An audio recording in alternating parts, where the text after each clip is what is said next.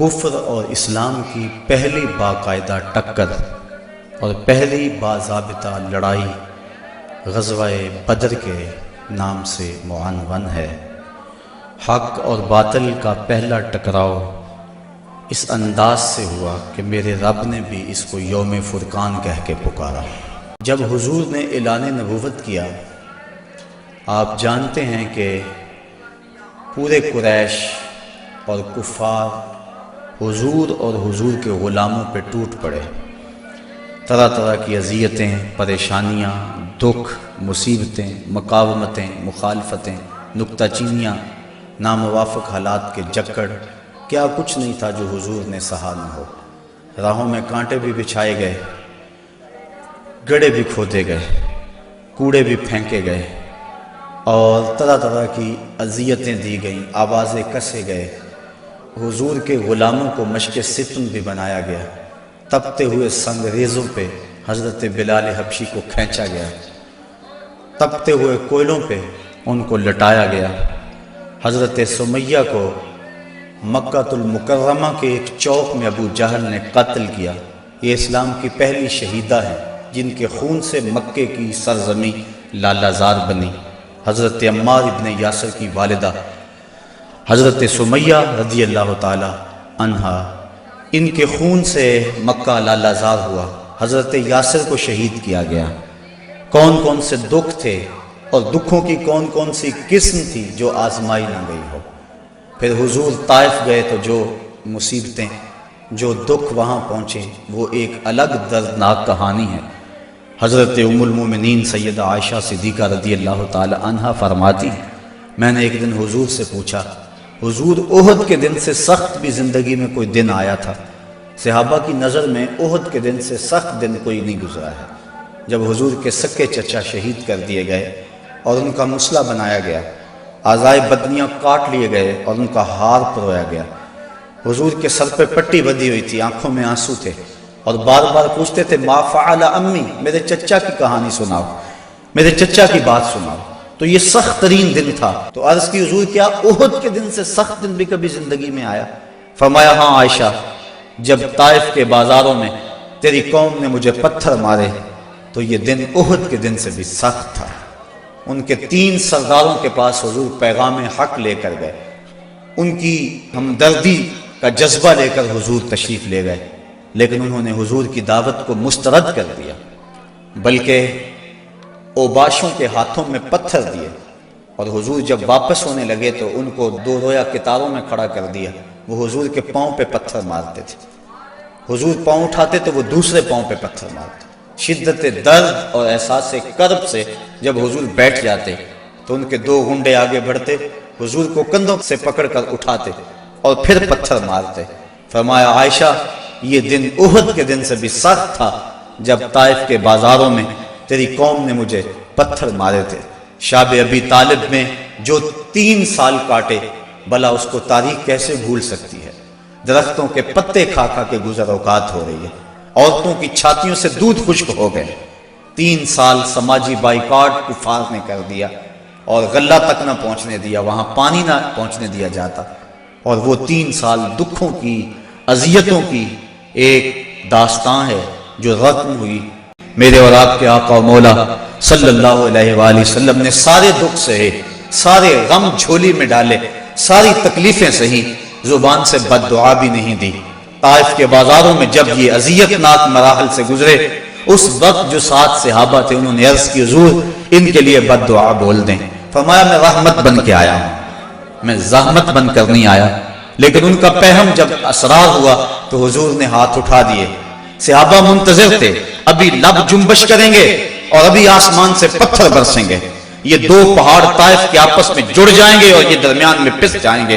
لیکن جب لب واہ ہوئے، کلمات کیا ترتیب پائے، اللہم اہد قومی فإنہم لا یعقلون، اے اللہ میری قوم کو ہدایت دے دے، یہ مجھے جانتی نہیں ہے، اگر جانتی ہوتی تو مجھے یوں پتھر نہ مارتی، میری راہوں میں پھول بچھاتی۔ تو پتھر کھا کر دعائیں دینا یہ نبی کا ہی حوصلہ ہے، بلکہ دعا کرتے ہیں الہی کرم کر کو سارے طائف کے مکینوں پر، الہی پھول برسا دے ان پتھروں والی زمینوں پر۔ فرمایا مجھے ان سے نہیں، ان کی نسلوں سے ایمان کی توقع ہے۔ تو آقا کریم اس انداز کے اندر جو ہے وہ لوگوں کو دعائیں دیتے رہے۔ حضرت عمر فاروق رضی اللہ تعالیٰ عنہ تلوار کے دستے پہ ہاتھ رکھتے ہیں، حضور ہم کمزور تو نہیں ہیں، فرمایا عمر ابھی جہاد کا حکم نہیں آیا ہے۔ پھر حکم ہجرت آ گیا، چھوڑ دو اس بستی کو، مکے والے قدردان نہیں ہیں، یہ لوگ آپ کی راہوں میں کانٹے بچھا رہے ہیں، دکھ دے رہے ہیں، میرے محبوب چھوڑ دو، مدینے والے تمہاری راہیں تک رہیں، جاؤ جا کے انہیں اپنی زیارت کی دولت سے مالا مال کرو، وہ تمہارے پہ فدا ہونے کے لیے ہر لمحہ تیار ہیں۔ حضور جب گئے، اہل مدینہ نے جس انداز سے استقبال کیا وہ تاریخ کا روشن باب ہے۔ طالع البدر علینا کی صدائیں جس طرح گونجی، کہیں معصوم ننھی بچیاں تھی دف بجاتی تھی، رسول پاک کی جانب اشارے کر کے گاتی تھی اور کہتی کیا تھی، ہم ہیں بچیاں نجار کے عالی گھرانے کی، خوشی ہے آمنہ کے لال کے تشریف لانے کی۔ عجیب ماحول تھا، مدینہ چمک رہا تھا، ہر گھر میں خوشی تھی۔ ابو ایوب انصاری کا آنگن مہک رہا تھا، وہ خوشی سے گیت گا رہے تھے، امروز شاہ شاہاں مہمان شدست مارا، جبریل با ملائک درباں شدست مارا۔ لوگوں آج شاہوں کا شاہ ہمارے گھر کا مہمان بنا ہوا ہے، جبریل بھی فرشتوں کو لے کر آج ہمارے گھر کا پہرا دے رہا ہے۔ کیسا ماحول تھا! آقا کریم نے یہاں آ کے ریاست مدینہ کی طرح ڈالی اور یہاں ایک نظم قائم کیا، یہودیوں سے معاہدے کیے، کفار مکہ کو یہ سب کچھ ایک آنکھ نہ بھایا۔ ابو جہل نے عبداللہ ابن ابی کو خط لکھا کہ اہل مکہ جو ہمارے سے تمہارے پاس گئے ہیں ان سے لڑائی کرو، ورنہ ہم تم سے لڑائی کریں گے اور تمہاری بیویوں کو اپنی لونڈیاں بنا لیں گے۔ اس طرح اس مضمون کا ایک خط مسلمانوں کو بھی لکھا اور مختلف ان کے جتھے مسلمانوں کی چراگاہوں پہ حملہ کرتے رہے اور مسلمان بھی ان کا جواب دیتے رہے۔ عمر حضرمی کا قتل ایک اہم ایشو بنا اور اس کے بعد ابو سفیان کا قافلہ جو شام سے واپس آ رہا تھا، تو جب انہیں خطرہ لاحق ہوا تو اس نے زمزم غفاری ایک شخص کو سونا دے کر بھیجا کہ جاؤ جا کے تم اہل مکہ کو بتاؤ کہ تمہارا قافلہ خطرے میں ہے اور مدد کو پہنچو۔ یہ ادھر سے چل پڑا، ادھر حضور کی پھپھی حضرت عاتقہ سلام اللہ علیہا کو خواب آیا کہ ایک سوار اونچی پہاڑی پہ چڑھ کے کہہ رہا ہے کہ اے اہل غدر اپنی قتل گاہوں کو 3 دن کے اندر اندر دوڑو۔ تو اس کے بعد وہ اونٹ سوار کعبۃ اللہ کی چھت پہ آ گیا اور یہ آواز وہاں بھی لگا ہے، پھر جبل ابی قبیس پہ آ گیا اور وہاں اس نے یہ آواز لگائی، لوگ اکٹھے ہو گئے اور پھر ایک بہت بڑی چٹان پتھر کے اوپر سے گری اور ٹکڑے ٹکڑے ہو گئے۔ مکے کا کوئی گھر ایسا نہیں تھا جس میں اس کے کنکر اور اس کے ٹکڑے نہ گرے۔ تو حضرت عاتقہ جب بیدار ہوئی تو انہوں نے اپنے بھائی حضرت عباس بن عبد المطلب رضی اللہ تعالی عنہ کو یہ خواب سنایا، انہوں نے کسی اور کو خواب سنا دیا، چلتے چلتے یہ خواب ابو جہل تک پہنچ گیا۔ حضرت عباس بن عبد المطلب سین حرم میں طواف کے لیے گئے تو ابو جہل ایک ٹولی کی شکل میں بیٹھا ہوا تھا، کہنے لگا بل فضل بنو ہاشم میں ایک نبی کافی نہیں تھا کہ ایک نبیہ نے بھی اعلان کر دیا؟ کہتے میں نے پوچھا کیا ماجرا ہوا؟ تو اس نے یہ خواب سنایا، میں نے ٹال مٹول کر دی، لیکن اس نے خوب پراپیگنڈا کیا، بلکہ کہا کہ اگر 3 دن تک کوئی ایسا واقعہ نہ ہوا تو ہم چمڑے کے اوپر لکھ کر کعبے کی دیوار سے لٹکا دیں گے کہ سب سے جھوٹا خاندان بنو ہاشم ہے۔ حضرت عباس رضی اللہ تعالیٰ عنہ فرماتے ہیں کہ میں جب گھر گیا تو مجھے عورتوں نے سخت کوسنے دیے کہ وہ بدبخت پہلے تمہارے مردوں پہ بات کرتا تھا اب عورتوں پر بھی باتیں کرنے لگ گیا۔ کہتے میں غصے سے نکلا، میرا خیال تھا جب ملے گا اگر کوئی بات کرے گا تو پھر میں اس کو خوب جواب دوں گا۔ جو ہی میں سین حرم میں داخل ہوا تو ابو جہل بھاگ رہا تھا، میں سمجھا کہ شاید میرے سے ڈر کے بھاگ گیا، لیکن ماجرا کچھ اور تھا۔ زمزم غفاری آ پہنچا تھا اور وہ ایک اونچے ٹیلے پہ کھڑا ہو گیا تھا، اس نے اپنے اونٹ کے کان کاٹ دیے تھے، ناک کاٹ دی اور اپنی قمیض پیچھے سے پھاڑ دی اور زور زور سے کہا اللتیمہ اللتیمہ اے ادرک اللتیمہ، اور تمہارا قافلہ لٹ گیا، تمہارا قافلہ لٹ گیا، الغوث الغوث، مدد کو پہنچو مدد کو پہنچو۔ کہتے ہیں بھگدڑ مچ گئی کیونکہ اس قافلے میں پورے مکے کے لوگوں نے مال لگایا ہوا تھا، لہٰذا جلدی جلدی وہ جنگ کی تیاریاں کرنے لگے اور 3 دنوں کے اندر اندر وہ مکے سے کوچ کر گئے۔ ابھی ایک منزل پہ پہنچے تھے کہ ابو سفیان کا قاصد پہنچا کہ ہم بخیریت گزر آئے ہیں، تم واپس ہو جاؤ۔ سارے صاحب لوگوں نے مشورہ دیا، لیکن ابو جہل کہتا تھا نہ، ہم نے بدر میں جانا ہے، 3 دن تک وہاں ہم نے قیام کرنا ہے، وہاں شرابیں پئیں گے، وہاں جشن منائیں گے، پورے عرب پہ ہماری دھاک بیٹھے گی۔ اسے بڑے لوگوں نے سمجھایا لیکن وہ ماننے کو تیار نہ ہوا۔ ہر منزل پہ ہر روز کوئی نہ کوئی سردار دعوت کرتا، 9 یا 10 اونٹ ذبح کرتا، اور یہ قافلہ آگے بڑھ رہا ہے۔ ادھر حضور نے صحابہ کو جمع کیا، مٹھی پر جماعت، ایک چھوٹا سا گھونسلہ جو تیار کیا تھا، ایک چھوٹی سی کائنات اور دنیا جو حضور نے تیار کی تھی۔ حضور نے فرمایا صحابہ مجھے مشورہ دو، اشیروا علی ایھا الناس، لوگوں مجھے بتاؤ کیا کیا جائے۔ حضرت عمر فاروق رضی اللہ تعالی عنہ، حضرت ابو بکر صدیق رضی اللہ تعالی عنہ، انہوں نے عرض کی حضور آپ جو چاہیں ہم آپ کے ساتھ ہیں۔ حضرت مقداد نے عرض کی حضور آپ برق الغماد تک بھی جانا چاہیں تو ہم آپ کا ساتھ دیں گے۔ حضور نے فرمایا مجھے مشورہ دو۔ ابو بکر و عمر نے عرض کی اے ہادی دوران، ہمارے مال و جان اولاد سب کچھ آپ پر قربان، غلامان محمد جان دینے سے نہیں ڈرتے، یہ سر کٹ جائے یا رہ جائے کچھ پرواہ نہیں کرتے۔ اٹھے مقداد، عرض کی اے سرور عالم، نہیں ہیں قوم موسیٰ کی طرح کہہ دینے والے ہم، ہمارا فخر یہ ہے ہم غلامان محمد ہیں، ہمیں باطل سے کیا ڈر، زیر دامان محمد۔ 313 افراد پر مشتمل یہ قافلہ جب مدینے سے نکلا تو عجیب حالت تھی، مختصر سامان تھا، 2 گھوڑے، 6 زرہیں، 8 شمشیریں، پلٹنے آئے تھے یہ لوگ دنیا بھر کی تقدیریں۔ مسلمان جب نکلے نا تو ان کے پاس تلواریں بھی 8 تھیں، اور وہ بھی مورخین لکھتے ہیں سلامت نہیں تھی، کسی کا دستہ ٹوٹا ہوا تھا، کسی کی نوک نہیں تھی، کوئی زہر میں بجھنے والی تھی، اور 2 گھوڑے تھے، 70 اونٹ تھے، اور 6 زریں تھی۔ جن کے پاس تلواریں نہیں تھی انہوں نے کھجوروں کے ڈنڈے توڑ لیے۔ اللہ اکبر، کیسا منظر تھا، کیسا ماحول تھا۔ یہ لشکر ساری دنیا سے انوکھا تھا، نرالا تھا کہ اس لشکر کا افسر کالی کملی والا تھا، عجیب رنگ تھا اس لشکر کا، چشم فلک نے کبھی ایسا منظر نہیں دیکھا ہوگا۔ فاقہ مست لوگ جن کے بدن پہ پورے کپڑے بھی نہیں ہیں، اور دنیا کی اس وقت کی بڑی طاقت سے ٹکر لینے کے لیے پورے جذبوں کی فراوانی سے جب مدینے سے باہر نکلے تو یہودی اپنی دکانوں پہ بیٹھے ہوئے تھے۔ انہیں دیکھ کر کہنے لگے مسلمانوں تمہارے پاس نہ کوئی اسلحہ، نہ کوئی نیزے، نہ کوئی بھالے، نہ کوئی خنجر، نہ تیغ و تبر، تم کس راستے پہ جا رہے ہو؟ آلات حرب و ضرب تو تمہارے پاس ہے نہیں۔ تو مسلمانوں نے حضور کی طرف اشارہ کر کے کہا نہ تیغ و تیر پر تکیہ، نہ خنجر پر، نہ بھالے پر، بھروسہ ہے تو اس سادی سی کالی کملی والے پر۔ ہمارا تو آسرا حضور کی ذات ہے، ہم تو حضور کے سہارے جا رہے ہیں، بنا کر اپنے سینوں کی سپر آیات قرآن کو، بظاہر چند تنکے روکنے نکلے تھے طوفان کو۔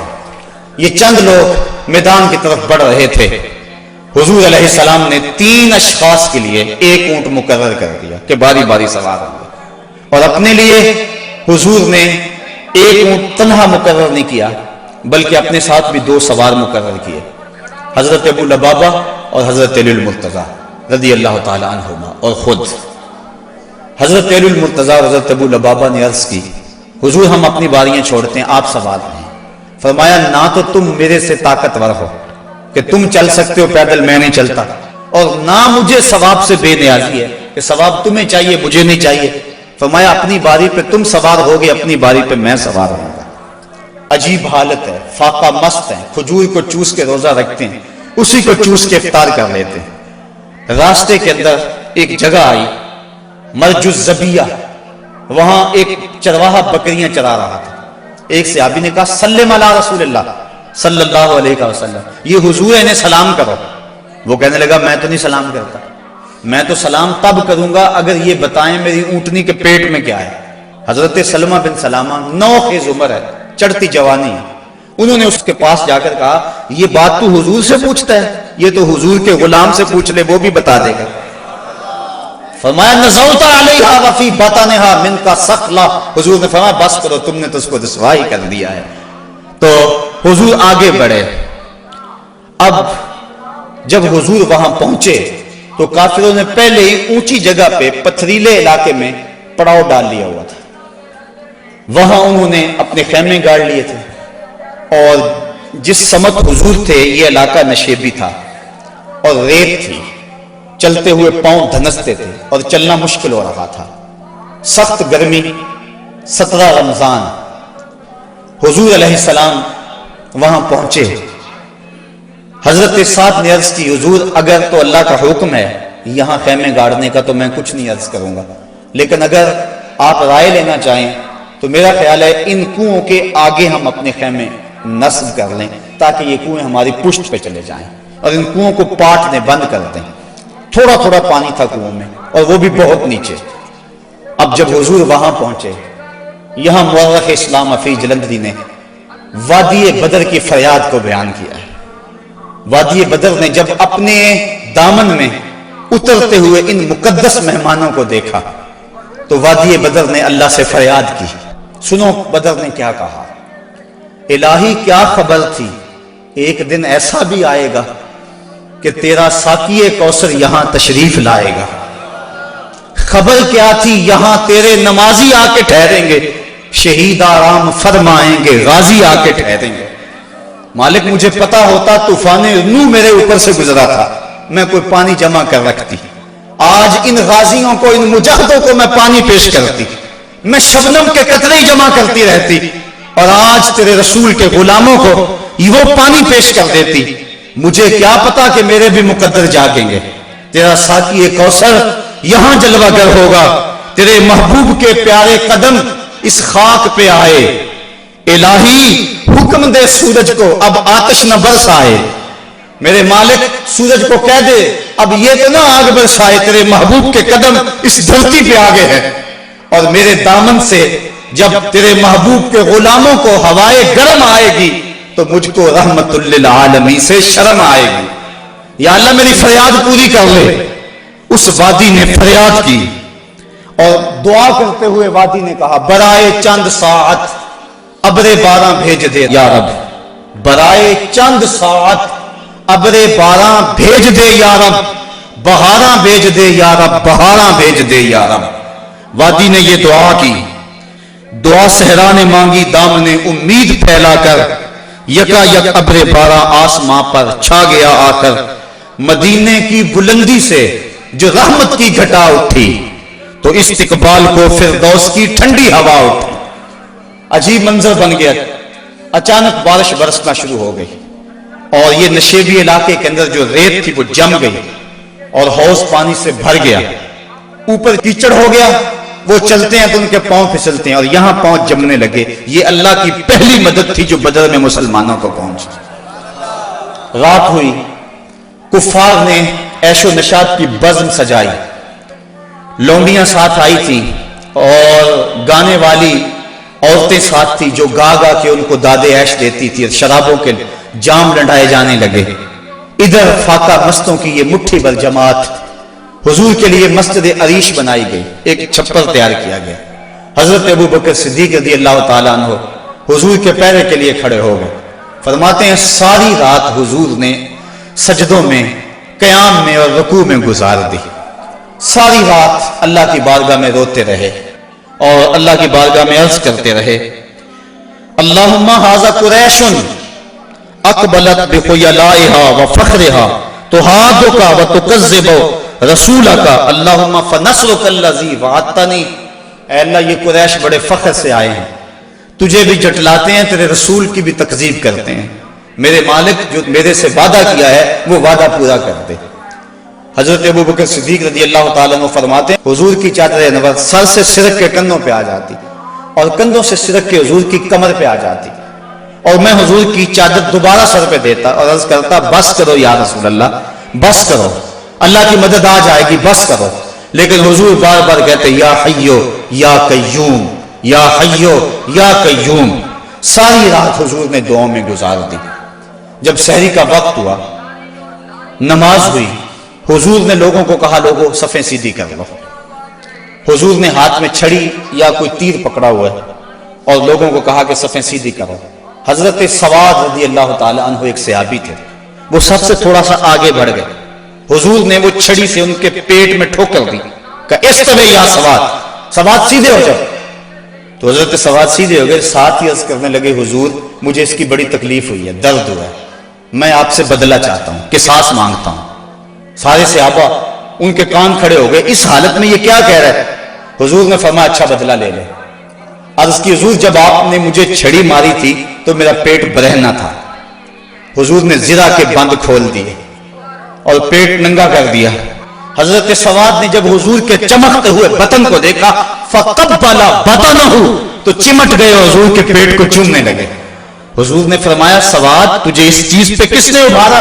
عرض کی حضور منظر آپ کے سامنے ہے، میں اس لیے یہ کام کیا ہے کہ آخری وقت میرا بطن آپ کے بطن سے چھو جائے۔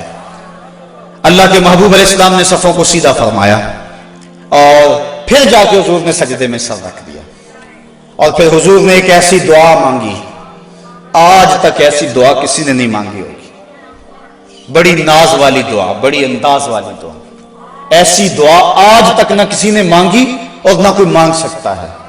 حضور نے پیشانی سجدے میں رکھ دی، آنکھوں میں آنسو ہیں، یہ فاقہ مست لوگ کتاروں میں کھڑے ہیں، ادھر کفار شرابوں کے نشوں میں دھت للکار رہے ہیں، حل میں مبارزن آؤ ہمارے مقابلے میں۔ حضور علیہ السلام صحابہ کو صفوں میں کھڑا کر کے آپ پیشانی کو مسجد عریش کی ریت پہ رکھ دیا اور آنکھوں میں آنسو ہیں، اور حضور نے جو دعا کی لفظ سنی، کہا یا رب ان تہلک ہذہ العصابہ لن تعبد فی الارض ابدا، میرے مالک میں نہیں کہتا ان کو بچا لے، لیکن دیکھ اس دھرتی پہ تیرا نام لینے والے یہی 313 ہیں، میرے مالک اگر یہ نہ رہے تو قیامت تک تجھے بھی رب کوئی نہیں کہے گا، بس یہی 313 ہیں، یہی تیرے نام لیوا ہیں، اگر اغیار نے ان کو جہاں سے محو کر ڈالا قیامت تک نہیں پھر کوئی تجھ کو پوجنے والا، الہی عہد لیلۃ المعراج پورا کر، محمد سے جو وعدہ ہو چکا ہے آج پورا کر، اللہم ان تہلک ہذہ العصابہ لن تعبد فی الارض ابدا، اے اللہ اگر یہ نہ رہے تو قیامت تک تجھے بھی رب کوئی نہیں کہے گا۔ یہ لفظ حضور کی زبان پہ تھے، اور چادر سرک کے کندھوں پہ آ گئی، کندھوں سے سرک کے کمر پہ آ گئی۔ حضرت ابوبکر صدیق کہتے ہیں بس کرو یا رسول اللہ، حسبک یا رسول اللہ، حسبک اللہ یا رسول اللہ، حضور اللہ کافی ہے آپ کو۔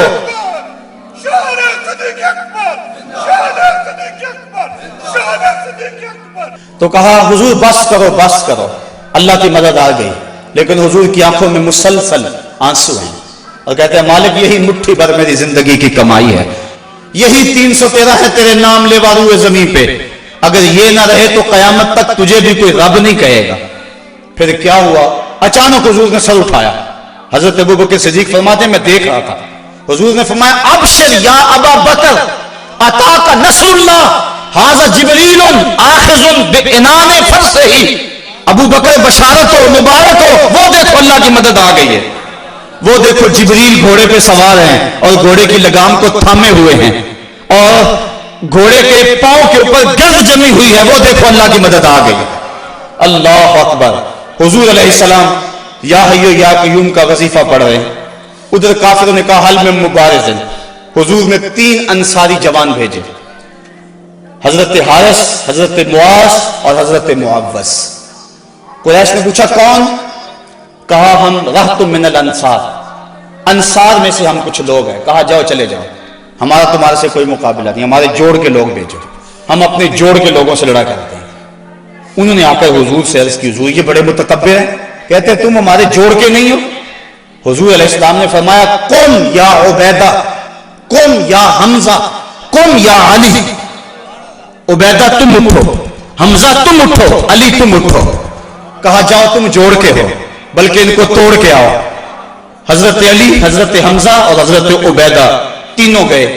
انہوں نے پوچھا کون؟ چونکہ انہوں نے زرہیں پہنی ہوئی تھی، اپنے نام بتائے۔ انہوں نے کہا اکفاؤن کرامن، ہاں اب ہمارے جوڑ کے آ گئے۔ پھر حضرت علی المرتضیٰ جھپٹے اور ایک بار میں اپنے دشمن کا کام تمام کر دیا۔ شیبہ، عتبہ اور ولید یہ تینوں مقابلے میں آئے تھے۔ حضرت حمزہ نے بھی چند لمحوں کے اندر جو ہے ان کا کام تمام کر دیا.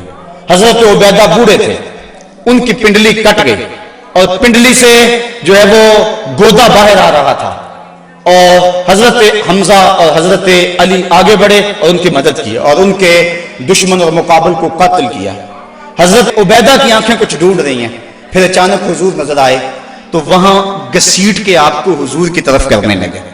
آقا کریم نے دیکھا تو جلدی جلدی آئے. حضرت عبیدہ نے اپنا سر حضور کے قدموں پہ رکھ دیا اور کیا کہا حضور کیا میں شہید نہیں ہوں؟ تو حضور نے فرمایا اشہد انک شہید، میں گواہی دیتا ہوں تم پکے شہید ہو. پھر حضور کے قدموں پہ سر رکھا ہوا تھا کہ حضرت عبیدہ کی روح پرواز کر گئی. گر وقت اجل سر تیری چوکھٹ پہ دھرا ہو، جتنی ہو قضا ایک ہی سجدے میں ادا ہو. مزہ سردار مرندہ انج آؤندا، میت یار دے بوئے تے پئی ہو دے. حضرت حارثہ رضی اللہ تعالیٰ عنہ ایک صحابی ہیں، ان کو تیر لگا، وہ شہید ہو گئے. ذرا منظر دیکھیے بدر کا. ان کی ماں کو پتا چلا میرا بیٹا شہید ہو گیا، وہ حضور کی خدمت میں حاضر ہو گئے اور عرض کرنے لگی حضور مجھے بتائیں کہ میرا بیٹا جنت میں گیا یا نہیں گیا.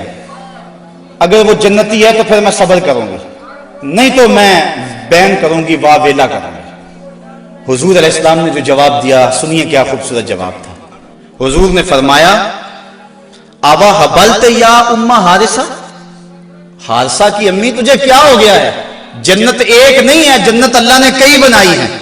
اور انا ابنا کا اصحاب الفردوس الاعلی، اور تیرا بیٹا حارثہ جنت کے سب سے اونچے درجے فردوس میں ہے. تو جب اس نے یہ بات سنی نا تو وہ خوشی سے جھومنے لگی. اس نے کہا بخ بخ لکا یا حارثہ، حارثہ واہ واہ مبارک ہو تجھے، تو جنت کا راہی بن گیا. اللہ اکبر.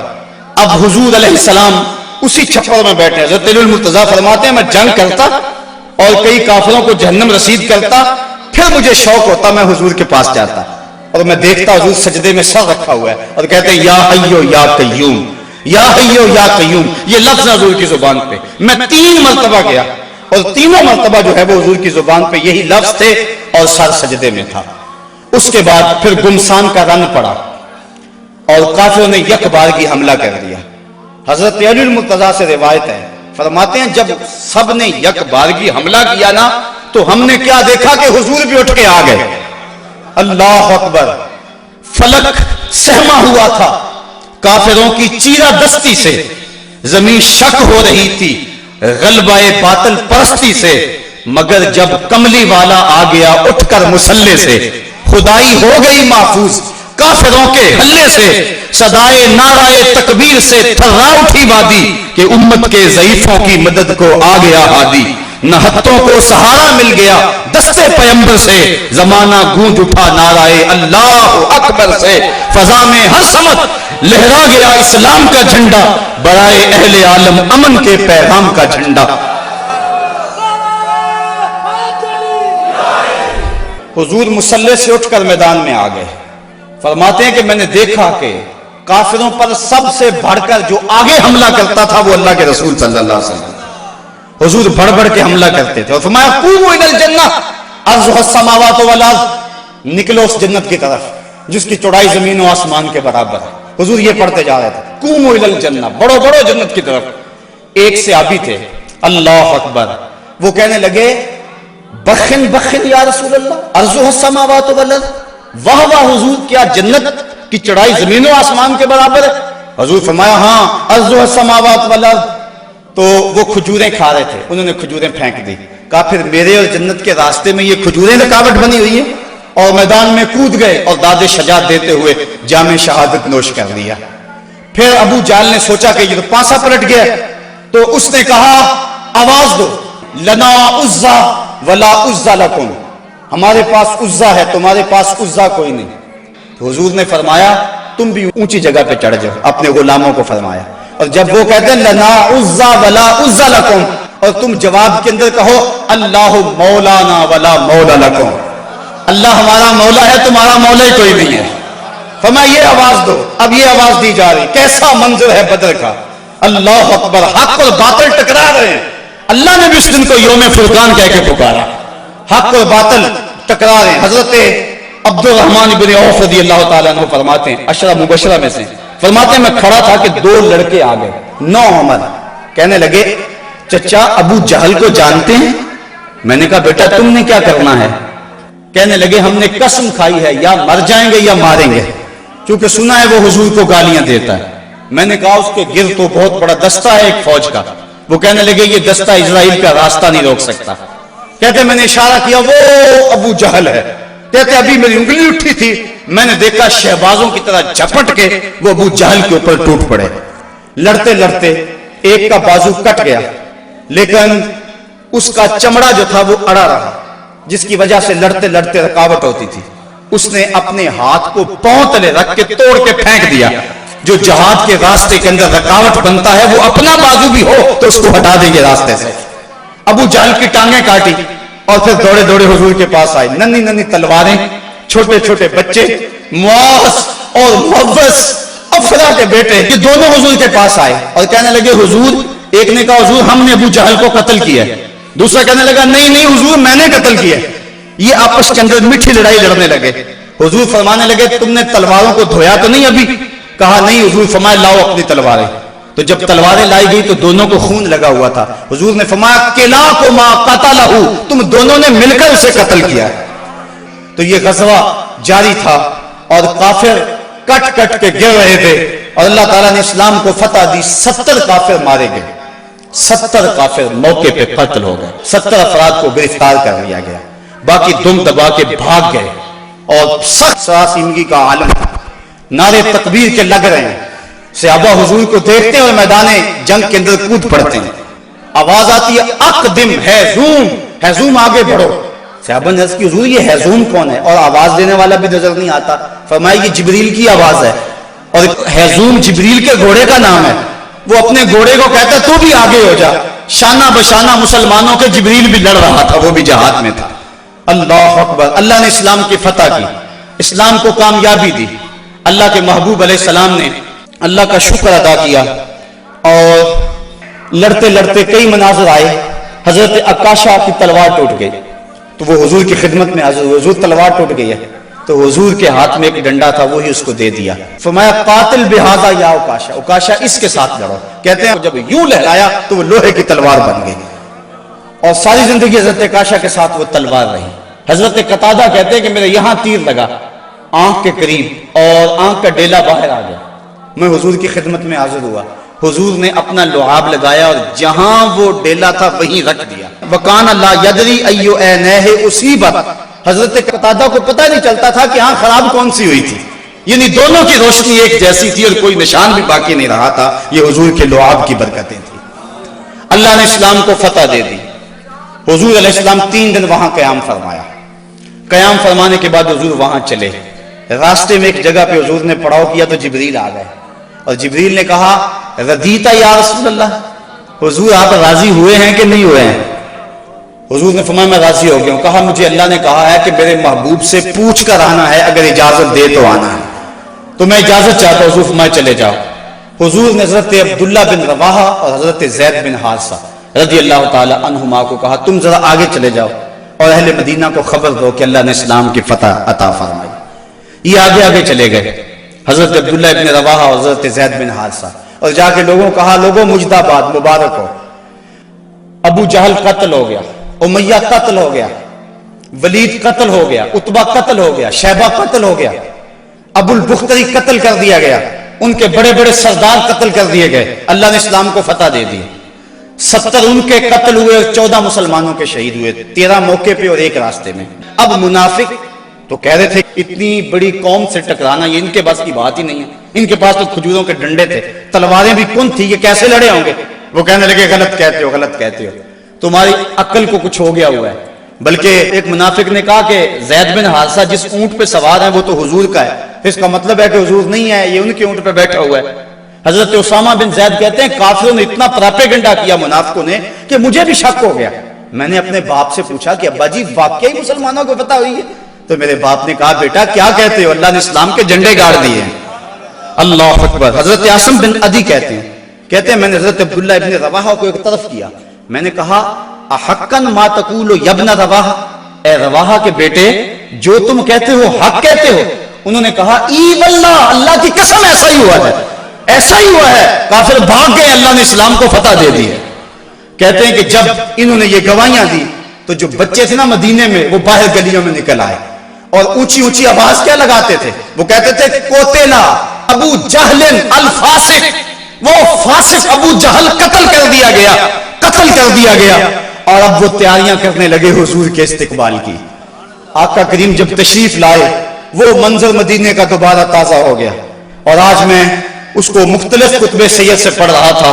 کیسا وہ خوبصورت منظر کہ جب حضور تشریف لائے، حضور کے چہرے پہ طمانیت کا نور تھا، چہرہ چمک رہا تھا، اور جب حضور نے قدم مدینے میں رکھے تو بنو نجار کی وہی بچیاں دف لے کر آ گئی، اور انہوں نے چھتوں کے اوپر چڑھ کر وہی گیت جب حضور آئے تھے تو گایا تھا، آج پھر ان کی زبان پہ ہے طلع البدر علینا من ثنیۃ الوداع وجب الشکر علینا ما دعا للہ دائی، کہ وہ دیکھو چاند طلوع ہو گیا وداع کی پہاڑیوں سے، وہ دیکھو چاند چڑھ گیا ہے۔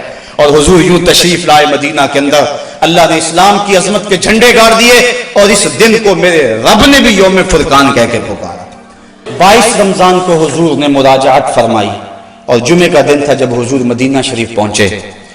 اللہ تعالیٰ نے اسلام کو فتح دے دی، مٹھی بھر جماعت، 313 افراد، اور ان کے بدن کے اوپر چیتھڑے تھے، بلکہ عمیر بن وہب یہ ابو جہل کا جاسوس تھا، اس نے کہا جا مسلمانوں کی تعداد دیکھ کر آ کتنی ہے۔ عمیر بن وہب جب واپس پلٹا تو اس نے اطلاع دی کہ میں نے خوب وادیاں ٹیلے دیکھے ہیں، کمک بھی پیچھے موجود نہیں، وہ صرف 3 اونٹ کھا سکیں گے، یعنی صرف ان کی اتنی تعداد ہے۔ ابو جہل کہنے لگا پھر تو 300 کے آگے پیچھے۔ کہا ہاں، کہا ان کے پاس اسلحے بھی بڑے تھوڑے، بدن پہ جو کپڑے ہیں ان کو پیبند لگے ہوئے، پیٹ بھی ان کے کمر سے جڑے ہوئے ہیں۔ ابو جہل نے صنادید قریش کو اپنے خیمے میں بلا لیا، کہا آپ سنتے ہو عمیر کی رپورٹ، کل لڑائی کی نوبت نہیں آئے گی، رسیاں اکٹھی کرو اور انہیں جکڑ جکڑ کے اونٹوں کی پشتوں سے باندھنا، اور پھر جا کے حرم کی دیواروں سے باندھنا، لوگوں کو تماشا دکھانا کہ یہ نئے دین کے دعوے دار تھے۔ جب صنادید قریش کو بلا کر یہ رعونت بری بات ابو جہل نے کہی تو عمیر جو مسلمانوں کو دے کر آیا تھا اس نے جو جملہ کہا وہ سنیے۔ اس نے کہا وَلَٰكِنْ رَأَيْتُ يَا مَعْشَرَ قُرَيْشٍ الْبَلَايَا تَحْمِلُ الْمَنَايَا، اے قریش کے سردارو تکبر میں نہ آؤ، میں نے اپنی ان آنکھوں سے دیکھا ہے کہ یثرب کی اونٹنیاں اپنی پشتوں پہ میری موتیں اٹھا کے لے آئی، اور تم کہتے ہو رسیاں اکٹھی کرو، میرا مشورہ مانگتے ہو تو رات کی تاریکی میں بھاگ سکتے ہو تو بھاگ جاؤ، اس قوم سے لڑنا تمہارے بس کا روگ نہیں ہے جو مرنے کے لیے آئی ہے، اور میں نے زخمی سانپوں کی طرح انہیں پیچ و تاب کھاتے ہوئے دیکھا ہے، واللہ کل ان میں سے کوئی مرے گا نہیں جب تک تم میں سے ایک ایک کو لڑ نہیں جاتا، اور اگر اتنے لوگ تمہارے مر جائیں تو پھر افسوس ہے تمہارے جینے پر۔ تم کہتے ہو رسیاں اکٹھی کرو، میرا مشورہ مانو تو رات کی تاریکی میں بھاگ جاؤ، اس قوم سے لڑنا تمہارے بس کا روگ نہیں۔ پھر اگلے دن میرے رب نے بھی اس دن کو یوم فرقان کہہ کے پکارا۔ ہم جب 313 تھے تو جبر کے خلاف یوں کھڑے ہوئے اور ظلم کا سر بھی توڑا اور فخر بھی توڑا۔ آج دنیا کے اوپر 1,40,00,000,000 انسان درماندہ، خستہ اور بدحال ہیں۔